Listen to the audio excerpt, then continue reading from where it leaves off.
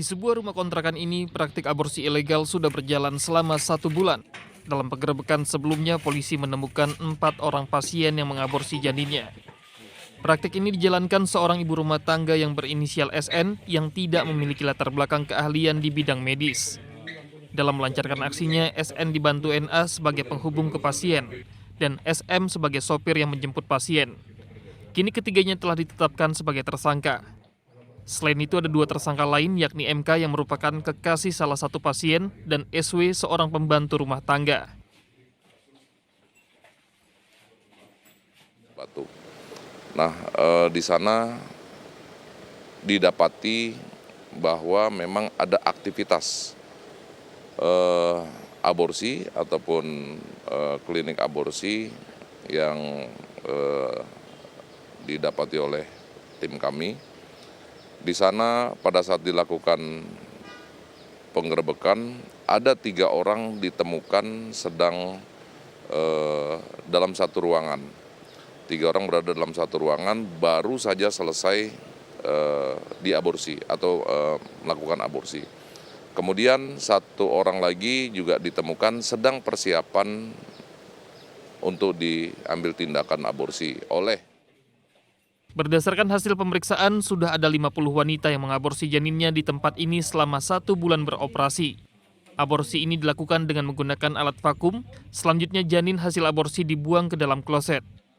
Dalam setiap proses aborsi, pelaku mengenakan tarif 2,5 hingga 8 juta rupiah. Praktik aborsi ilegal tersebut diketahui dari laporan warga sekitar yang merasa curiga dengan aktivitas yang dilakukan penghuni kontrakan. Selain tertutup dan jarang bertegur sapa dengan tetangga, warga juga sering melihat perempuan yang keluar masuk kontrakan setiap harinya.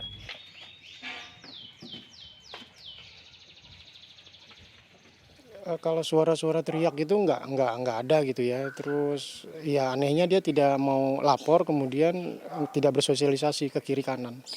Tapi ada keluar masuk wanita di sini, nah itu yang bikin curiga kita.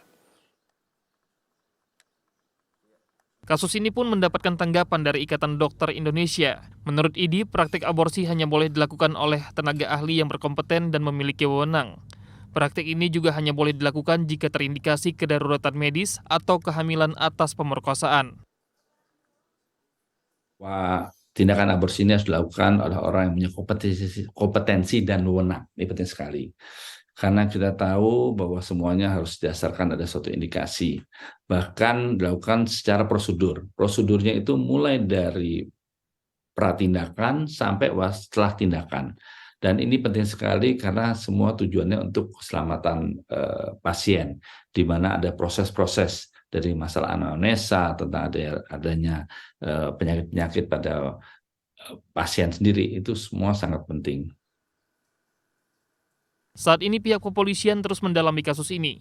Atas perbuatannya para pelaku dijerat pasal tentang aborsi ilegal dengan ancaman 4 tahun penjara. Dari Jakarta, Arif Rifai, Fajar Rizky, RTV.